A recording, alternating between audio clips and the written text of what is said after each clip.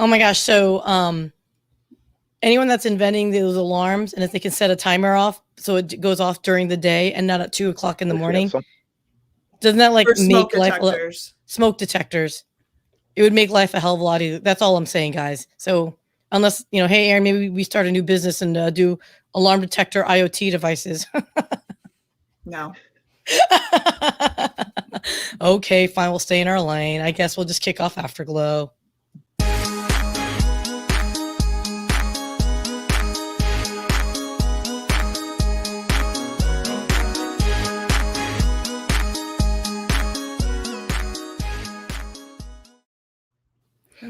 Good morning, good afternoon, and good evening. Welcome to the Afterglow Live Recap Podcast. My name is Sia.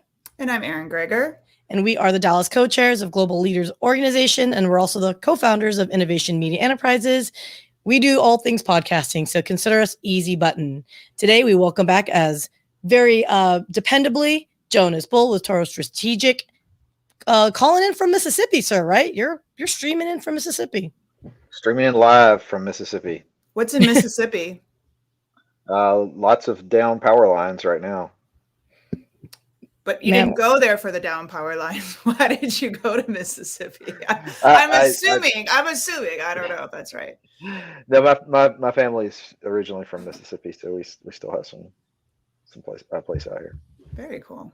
Very cool. Well, I'm glad everyone's safe, hopefully. I think you were talking about, shockingly, it was just a couple of trees down, but nothing like permanent damage to the house or anything like that, right? Yep. Could have been much worse here. Yeah. Very fortunate. So we're glad for that. So, okay, guys, this week, and it's very relevant to us because it is actually one of the offerings that we offer at Global Leaders Organization. And Aaron, of course, can talk to it from a personal perspective.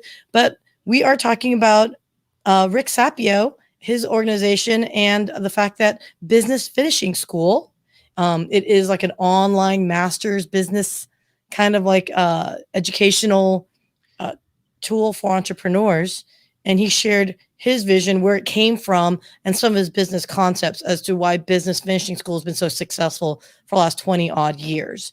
So Rick Sapio, extraordinarily interesting guy. I will say this much. He's very dynamic, and he's a local Dallas person. So stay tuned for those that are in the Dallas-Fort Worth area. I wouldn't be surprised if we invite him over to a Dallas chapter meeting. So let's talk about Rick Sapio.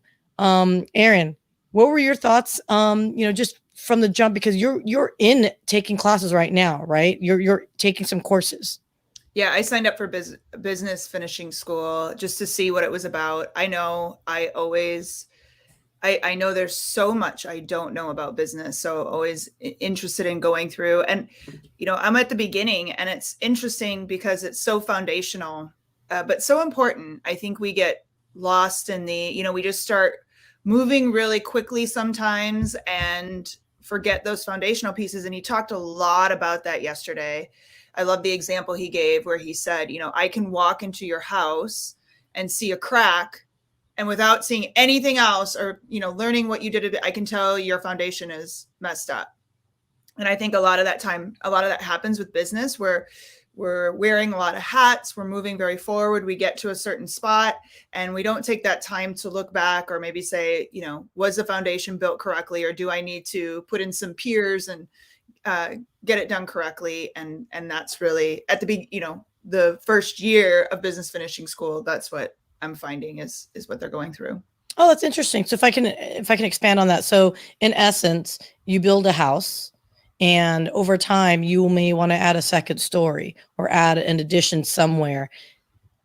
Basically, if you're seeing some cracks as you walk in, it may not be ready to be expanded on. You may want to shore up before you do the expansions. Is that kind of the analogy? No, it may not even be that you want to add on anything. You've just built this house, and the house could be housing people. Your business could be making money. It could have employees, but there's a lot of brokenness to it. And if that's not fixed, the house or the whatever is going to collapse. So what was the stat like? How many businesses make it to the 5-year point? I just saw Michelle send that out too. It's less 5% or something like that. It's something really small. So something like 90% of small businesses fail. 90%. That's what it is. That's so weird. So, to me, a lot of that says if you're making it to year 5, you've got to have made some money or doing something right. But what is that piece that's breaking the business and causing it to go?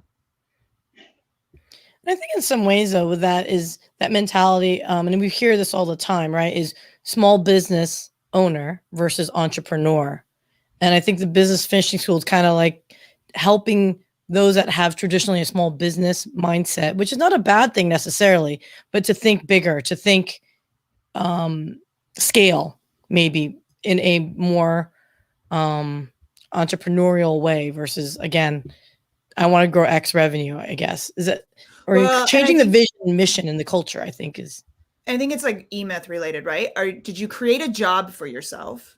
Because that's fine. But if that's really what you want, why not just go get a job that gives you benefits and a little more security? So did you create a job for yourself where you were just in the day in and day out? And you may have to do that at the beginning, but are you thinking bigger picture and building something that you can work out of, like you're working on your business versus in your business constantly, and you can make a growth plan, you can hire those people in there? Or are you just in a hamster wheel that you can't even take a vacation because it's going to fall apart without you? And there's a big difference there. Mm. Well, you're such a you, and I love because you've done multiple businesses before, right? So, I mean, you're a serial entrepreneur, so you kind of get this. Jonas, is Toro Strategic your first entrepreneurial pursuit? It is not. It is no, not at all. I've had a few. Some did better than others.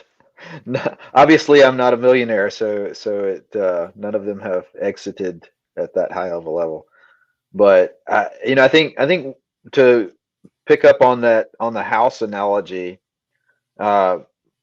it really is. It's about building a strong foundation. Whether your business is meant to scale at at this viral exponential scale that everybody wants to do for startups these days, or even if you're just looking to do a smallish business that is, as you said, that you can walk away from and it still operates.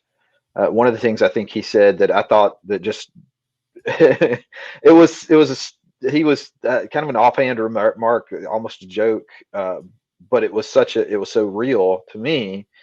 And I don't remember exactly how he said it, but basically he said that if you've got your entrepreneur is also like your CEO and the operating officer and the financial officer, you're in trouble, Right. because the entrepreneur's all over the place, and you need somebody you need to have, for some of those positions, you need to have somebody who's tightly focused and is detail oriented and going to see something through those step by step things that somebody who's more visionary and entrepreneurial is going to look at and say, God, that is the most boring thing ever. Right. Well, it's those. And how do you do that? I think that's a lot. And of course I'm just starting it. I just signed up for it today, but and Aaron maybe can speak to some of the other things that are available in there. But it seems to me like, from what he was talking about yesterday, these things about the purpose statement and the catalyzing statement, which sounds so woo woo, and I've run across people who are like, yeah, that's all just BS. But if you do that well, if you spend the time to flesh out, okay, what is it that I'm really trying to do? What is it that makes me come do this every day? And that he talked about basically what is your strategy, which is what do you do, who do you serve, and how do you serve them, which in the old terms would have been where do you play and how do you win, but it's the same concept. And if you get those things right, you've built a business that you can pass on to somebody else for operations. Yeah. You know And what? if you find yourself stuck in your business and you can't walk away from it, and I've been there. I'm still kind of a little bit there myself now. That you haven't done that. Like, you haven't clearly defined those things. And I've got a business I'm still working with now that we have not been able to communicate that you have got to get that strategy nailed down or you're going to keep floundering.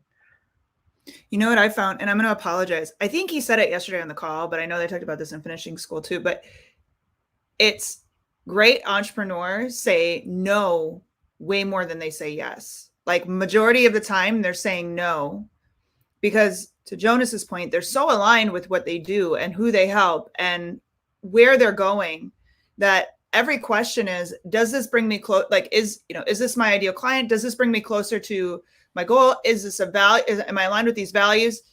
It should be a simple yes or no. And many times it's no, but so many times we're like, yes, I'll do it. Yes, I'll do it. Yes. And we're killing ourselves. Right. And that, I will gladly, like, no, I'm not.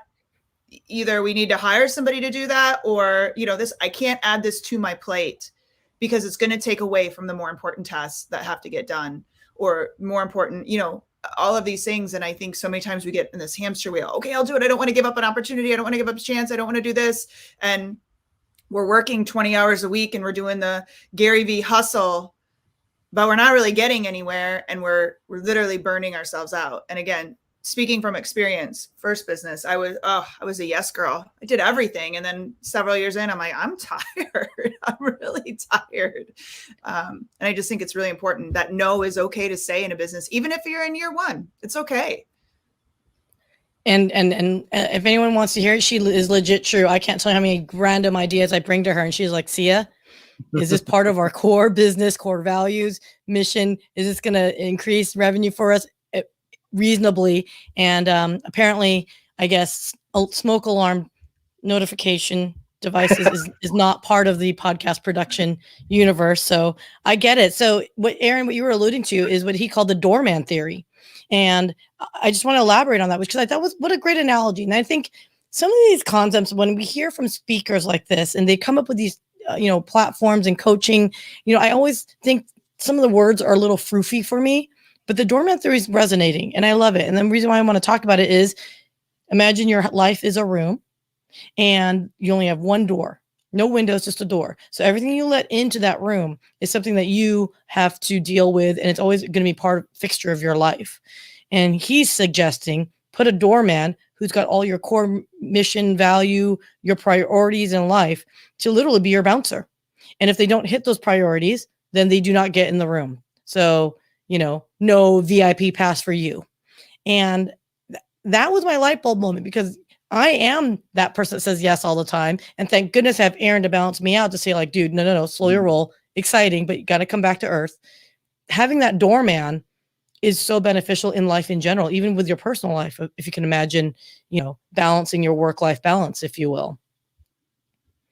So, did the doorman theory resonate with you, Jonas? I mean, is that something that you liked, or did you think that was part of a frou-frou that love it or leave it? I've heard something sort of similar to that before, but then, I guess it did resonate a little bit, because I saw an advertisement actually this morning that just made me think of that same thing. That, if you're still thinking about that this many years later, just let it go, man. Like, get that stuff out of there. But that's part of that doorman theory. Talking about saying no, though, one of our other friends, Tracy Oswald, talks about all the time about how hard it is for women in the workplace to say no. And I think you can generalize that a little bit more to, not to take away from that, but you can generalize that a little bit to people who want to serve, which a lot of entrepreneurs, not all, but a lot of entrepreneurs have a very strong desire to serve some need. So a lot of times it's multiple needs that they want to serve. And that type of attitude, that type of mentality lends itself to finding it very difficult to say no when you see something that you think you can fix, like a smoke alarm situation. You think, like, there should be a way to fix that, and you want to help, and that's and people come to you with ideas and things, and you want to help, and sometimes you have to take that step back and say, okay, number one, am I the best person to even be doing this? Am I set up to be, I would love to, maybe this is a man thing, but I'd love to believe that I'm capable of solving any problem. But realistically, do I have the right expertise? Do I have the time to devote to it? And, is there somebody that I can relay you to who would be much better suited to it? And then they're happy, you're happy, and I'm happy. Right. Right. I mean, it's such a tough conversation. I think it's so much self, analysis, right? It's accepting your internal dialogue and conversations, because sometimes what you think is right, sometimes your internal team, he called it your gut, right? He said gut is God uttering truth. Sometimes you got to trust that your gut is telling you something, even though your mind is racing in another direction. And that's what makes it work, right? If I mean, this stuff would be so much fun if you didn't have to do all that hard stuff. But hard stuff is fun. No? Okay. No, I mean it is, but that's what I'm saying though, is starting a business and having great ideas and seeing things that you wanted to bring to fruition start to gel and come together. That's the awesome part of it that everybody loves and likes. But the hard part, what makes it work, is having to do that soul searching and having to say no to things that you really, really want to do, and having to, put time into things sometimes that is very difficult, and making hard decisions sometimes with personnel and things like that. I mean, that's what makes it work. Otherwise it would be, just be all fun and games and we wouldn't get paid for it. Well, wait a minute. You can have fun and games and still get paid, but I catch what you're pitching. So well, even to, I was just going to go back to, so I had dogs barking, but to your point, Jonas, of am I the best? Like I had that moment this morning, I was doing, and I'm like, I could do this. I'm like, you know what? No, I could do it myself, but I don't even know, like I'm not the best person for this job to do this. And I'm going to give it to somebody who is. So I get caught up in, I'll do it. But I'm like, no, I'm not even, there's so many people that can do this better than I can. And yeah, I can do it. I'm not doing anybody a service or a favor by doing it myself. It should go to somebody else. So I think, even having that, I love to be the best at everything too, but I've just accepted I'm not, and I don't want to take the time to learn certain tasks to get there. And I think we do have to have that honesty with ourselves. Oh, I'm breaking my heart here, but I get it. I'm going through it. I understand. Okay. So let's talk about another concept that they discussed, which I thought was actually really good, which is managing by objectives.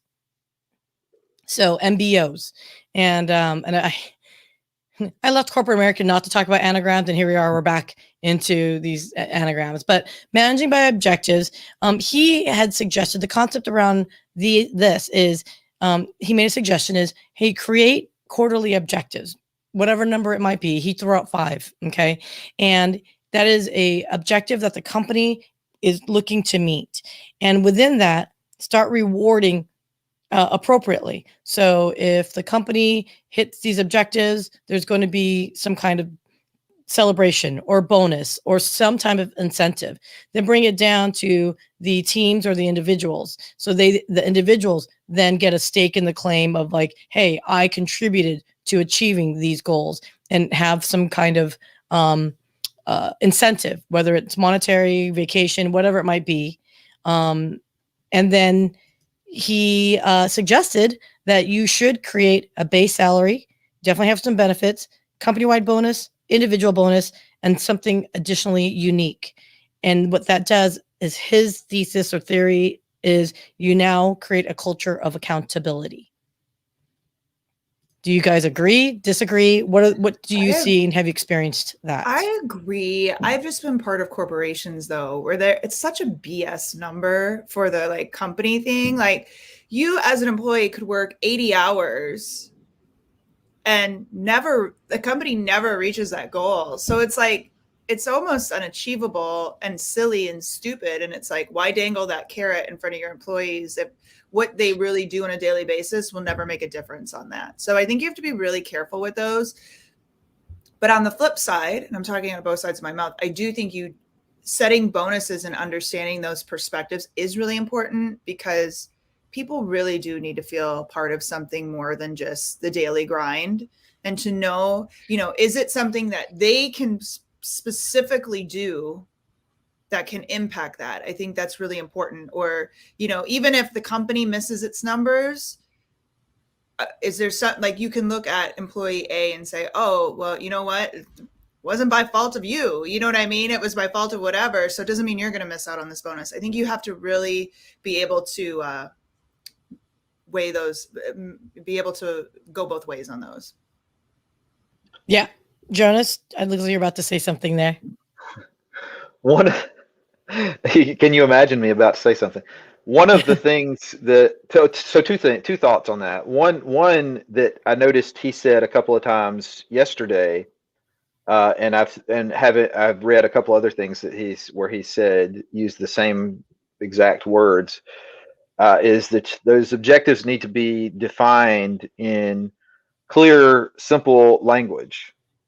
So if you're talking about your 5 most important 90-day goals or your one long-term objective, and you're talking about it in clear, simple language, that should, by definition, like if you have done that exercise right as the leader, that should be something that is achievable. Like it should be hard, but it should be achievable. If it's something that's impossible to reach, then you've just randomly selected something out of the ether, and for all practical intents and purposes, and if it's not achievable, then why did you even set that as an objective? That was stupid. And the other thing in terms of, compensation, especially bonus structures and things like that, if you're not tying that bonus structure to something, as Aaron kind of alluded to, if you're not tying that to something that person, that employee has some ability to control, then you're kind of wasting your money there, because and I've like Aaron, I've worked with corporations where that you have a bonus, but like your daily activities have no impact on whether you achieve that bonus or not. Like you have no control over it. So Right. it's really like somebody else rewarding you for something that they did. Right. And Right. or it's just it's a participation trophy. Either way, it's not motivating you to do anything. And that's not easy. Again, this is where the hard work of this comes in. If it were easy, everybody would do it. So background in sales for me, I it was a hard concept for me to understand, is like, how come employees aren't motivated, right? Because when you're in sales, you have a quota, and pretty much your entire compensation and livelihood is dependent on your performance against that quota, right? So we knew that's our goal, that's our tangible, goal that we're working towards. But when you're in different departments, so let's say you're in engineering, right? You don't have a quota, right? But there are other ways, other key performance indicators or metrics that maybe you can work towards, right? So maybe it is, how many, if you have a project in place, like how much was on time on deliverables? If so, how many were behind? How many were behind, but then we were fixing it to be within a certain parameter of whatever checkmark steps. I don't know anything about engineering, so but what I'm saying is, well, I was going to say, to be more specific, it's like I've been in situations that everything is on time and done, but you're waiting on a client to get an API over or something like that, right? So is it on time or is it late, and whose fault is it? And what does your compensation get hurt because of that? So I just think you've got to be really detailed on how you're going to reward that. Otherwise it's a bunch of HR corporate crap speak. You know what I mean?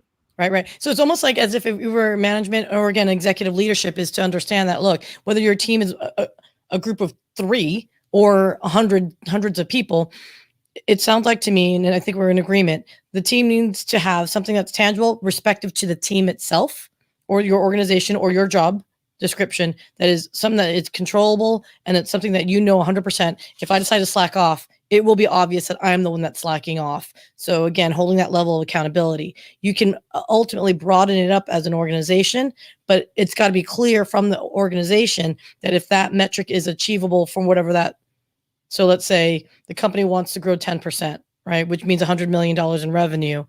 Me as a programmer, I don't care about the 100 million because I don't touch 100 million. I'm never going to sell 100 million. I don't talk to clients. But what I do know is, hey, there was a bug issue fix that is going to contribute to, if we fix this bug or we put this upgrade out, we know that this will achieve a certain amount of projections of revenue. And if our group accomplishes that, then we reward that because at least your team fixed that bug. It's not their fault sales couldn't do 100 million in revenue. Is that kind of what we're all saying uniformly here? Yeah, you understand that job role. Well, and one of the things that you kind of alluded to there with bug fix, whether you meant to or not, but I know you're doing a lot of stuff with Sia with security operations lately, with CISO Diaries and Ransomware Battleground is one of you guys' shows that you produce, and when you're talking about security, what does productivity look like? Because in a perfect world, if you're doing your job as a security, cybersecurity person, nothing happens. Right. So when you think about how do you compensate that? How do you wrap a bonus structure around that? What does that look like? I'm not going to present a grand plan for that, but when you have things that are intangible, when you have things that are where the outcome is a negative, the positive outcome for the business is a negative outcome in terms of events. How do you measure that? And those are things that somebody needs to spend some time thinking about, or you're going to start losing employees, or you're going to get into what's almost a worse situation where your bonus structure is basically just part of your, it's just a quarterly extra check. Or however it's structured. But there's no incentive, though. I mean, that's what we're right. trying to do, right? Building that culture, yeah. Your employees just start considering it to be part of their base pay, and then then when you want to change it, well, how do you go from everybody's been getting their bonus 100% for the last 5 years, and now you've got people saying, well, you can't take that away from me, right? And both of you are right. Neither of you are wrong. It was supposed to be a bonus, but at the same time, now you've got people depending on that for their, how they structure their finances, and you need to put some thought into this. It absolutely, and that, I think that is, as entrepreneurs, right? As our organizations are growing, as we're bringing on headcount, as we're really developing because when you're a startup and you're starting out, you don't think about like company culture. It's like when Aaron and I first started out, we're like, company culture is us two. Like, I don't know what to say other than it's us, right? Like, but again, it's. I think was it Starbucks when they first started out? They're like, kind of hippy dippies launching a coffee company, and then they kind of like evolved over time, and their culture. And it means to say too that he was saying is like, it will. Your values that you laid out and all that, they can evolve over time, right? He was talking about the business statement, and he kept that catalyzing statement evolved. Microsoft, he's a perfect example, right? He said, initially he got a purpose. Bill Gates stated their purpose, and then he realized over time that connecting emotions to the statement is the binding connector that where people can relate to, and they know what that marching order is, right? Put a PC in every household. Engineers can get around it. Salespeople can get around that because we all can understand that concept. So we're unfortunately running late on time, and I'm trying to be on time for once. So Jonas, I really appreciate you. Any final thoughts on Business Management School? Because I know you're going to start kicking it off. So what are your anticipations, and what are you looking forward to? I'm looking forward to, a couple of things that I saw were things about attracting and retaining talent. Which I'm a big proponent of doing good interviews and selecting good people up front. So I'm really interested in that, and then some of the operational things I think will be really interesting. So yeah, I'm actually pretty excited to see what it's all about. Awesome. And for those that want to learn more about Taurus Strategic, and you're hiring too, right? You're looking for some great talent. So everyone, reach out to Jonas Bull, Taurus. I don't know why I can't say it. It's too many R's. But and they all can get a hold of you, Jonas, on LinkedIn, obviously, on your company page. Aaron, let's talk about Glow as we wrap it up. Yeah, so all of this is part of Glow. GLOW stands for Global Leaders Organization, an organization that C and I co-chair on the Dallas side. We'd love to have you. We have these the Business Accelerator 2.0 series is every Thursday. You get access to the VIP if you are a Premier member. So we'd love to have you join us in Dallas. We're going to have a live event. We don't have a date set for September, do we? That I don't no, know. we're tightening that up as we speak. Okay. So yeah, so just getting that. Hopefully you'll be there, and just go to withglo.com to set that up. Awesome. And next week is Vern Harnish, the founder of EO, Entrepreneur Organization. So a lot of folks have been asking what's the difference between Glow and EO. Should check it out and listen when you've got the founder on Global Leaders Organization. That's a very compatible, very complementary business organizations. So on that note, everyone, have a wonderful, safe week. Happy Labor Day weekend. And we will see ya next Friday. Cheers.